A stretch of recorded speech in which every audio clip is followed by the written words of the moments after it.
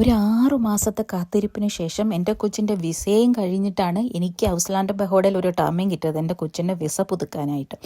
അങ്ങനെ ഞങ്ങൾ ആ ടേമിങ് കിട്ടിയ സന്തോഷത്തിൽ ഭയങ്കര സന്തോഷത്തോടുകൂടെ പോയിട്ട് വന്ന് 2-3 ദിവസത്തിനുള്ളിൽ തന്നെ ഇങ്ങനെ നോക്കിയിരിക്കുകയാണ്. അവർ പറഞ്ഞു അവർ കാർഡ് അയച്ചു തരാം എന്നുള്ള രീതിയിൽ ഇങ്ങനെ ഇരിക്കുകയാണ്. അപ്പോൾ കാർഡ് വരുമല്ലോ എന്നുള്ള രീതിയിൽ ഏത് ദിവസവും ഞാനിങ്ങനെ എൻ്റെ പോസ്റ്റ് ബോക്സ് ഇങ്ങനെ തപ്പിക്കൊണ്ടിരിക്കുകയാണ്. അങ്ങനെ ഞങ്ങൾ സന്തോഷത്തോടെ പോകുന്ന അതിൻ്റെ ഒരു സന്തോഷത്തിലൊക്കെ ഇങ്ങനെ നിന്നപ്പോഴത്തേക്കിനാണ് ഒരു ദിവസം പോസ്റ്റ് ബോക്സിനുള്ളിൽ ഒരു ലെറ്റർ കിടക്കുന്നു. അപ്പം ഞാൻ വിചാരിച്ചാൽ എന്താ കൊച്ചിൻ്റെ വിസ വന്നെന്നൊക്കെ വിചാരിച്ചിട്ട് ഞാൻ എടുത്ത് വന്ന് രാത്രിയിൽ തുറന്ന് നോക്കിയപ്പം എൻ്റെ മനസ്സിനെ തന്നെ അങ്ങ് ഇതാക്കി. അതായത് ഒരു ചെറിയ ജപ്തി നോട്ടീസ്, അതായത് നിങ്ങൾ ഈ പൈസ അടയ്ക്കാത്തത് കൊണ്ട് നിങ്ങളുടെ ഇതിൽ നിന്നും പിടിക്കാനായിട്ടുള്ള ഓർഡർ വന്നിരിക്കുന്നു എന്നുള്ള രീതിയിൽ ഒരു ജപ്തി നോട്ടീസ്. അപ്പം ഞാൻ വിചാരിച്ചു ഇതെന്താ സംഭവം. അങ്ങനെ അതിൻ്റെ കൂട്ടത്തിൽ ഒരു ലെറ്ററും ഉണ്ടായിരുന്നു. അത് ഞാൻ വിചാരിച്ചു ഇന്ന് രാത്രിയാണല്ലോ, വിളിക്കാൻ പറ്റില്ല, നാളെ രാവിലെ വരെ വെയിറ്റ് ചെയ്യാമെന്ന്. അങ്ങനെ നാളെ രാവിലെ വെയിറ്റ് ചെയ്ത് ഞാൻ രാവിലെ തന്നെ ഇവരെ വിളിച്ചു കഴിഞ്ഞപ്പോഴത്തേക്കും അവരെന്നോട് പറഞ്ഞു അത് അതായത് ഞാൻ എൻ്റെ പഴയ വീട് വിട്ടു വന്നിട്ട് 1.5 വർഷമായി. അതിനിടയ്ക്ക് ഞാൻ അവിടെ നിന്നുള്ള എൻ്റെ വാമിങ് സിസ്റ്റവും എന്നിട്ട് എൻ്റെ കറണ്ടും എല്ലാം ഞാൻ ക്യാൻസൽ ചെയ്തിട്ടാണ് വന്നത്. ക്യാൻസൽ ചെയ്തിട്ട് അവർക്ക് എൻ്റെ പുതിയ അഡ്രസ്സ് ഞാൻ കൊടുത്തു. പുതിയ ഫുൾ അഡ്രസ്സ് കൊടുത്തിട്ട് ഞാൻ എന്നുള്ള, അതായത് ഞങ്ങൾ മാറുക എന്നുള്ള രീതിയിലാണ് അത് ക്യാൻസൽ ചെയ്തിരിക്കുന്നത്. അപ്പോൾ എൻ്റെ പുതിയ അഡ്രസ്സ് കൊടുക്കണമായിരുന്നു. ഞാൻ എൻ്റെ പുതിയ അഡ്രസ്സും കാര്യങ്ങളും എല്ലാം കൊടുത്തിട്ടാണ് ഇവിടെ വന്നിട്ട് എനിക്ക് അവിടെ നിന്ന് ഇവരുടെ പുതിയ താരിഫും പുതിയ കാര്യങ്ങളും എല്ലാത്തിൻ്റെ ലെറ്റേഴ്സും ഇവിടെ വരുന്നുണ്ട്. പക്ഷേ ഞാൻ ഈ ക്യാൻസൽ ചെയ്തതിൻ്റെ ഫീസായിട്ട് ഒരു 66 രൂപ അടയ്ക്കാനുണ്ടെന്നും പറഞ്ഞിട്ട് ഒരു ലെറ്റർ പോലും എനിക്ക് വന്നില്ല.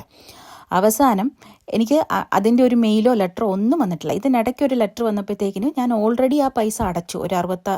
അതൊരു 100 രൂപയായിട്ടൊരു ലെറ്റർ വന്നപ്പോഴത്തേക്കിന് ഞാൻ ആ പൈസ അടച്ചു.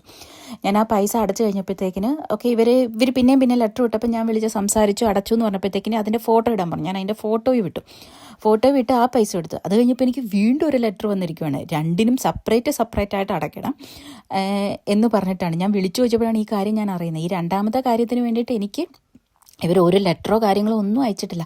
66 രൂപ അടയ്ക്കേണ്ട സ്ഥാനത്ത് എനിക്കൊരു 127 രൂപയുടെ ജപ്തി നോട്ടീസ് ഇങ്ങനെ ഡയറക്റ്റ് അയച്ചിരിക്കുകയാണ്, ഒന്നും അറിയാണ്ട്.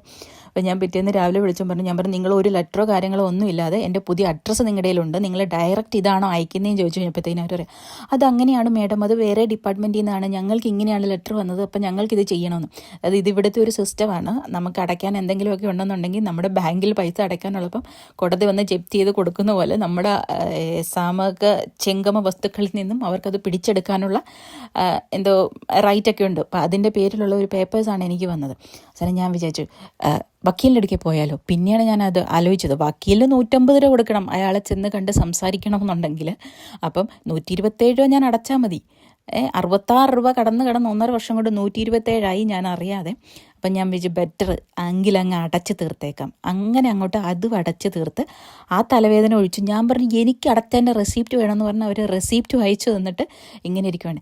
ഇങ്ങനെ പണി ഇടയ്ക്കിടയ്ക്ക് കിട്ടാത്ത ആൾക്കാർ വളരെ ചുരുക്കമാണ് ജർമ്മനിയിൽ കേട്ടോ. എല്ലാവർക്കും ഇതുപോലെ എന്തെങ്കിലുമൊക്കെ ഓരോ പണി കിട്ടും.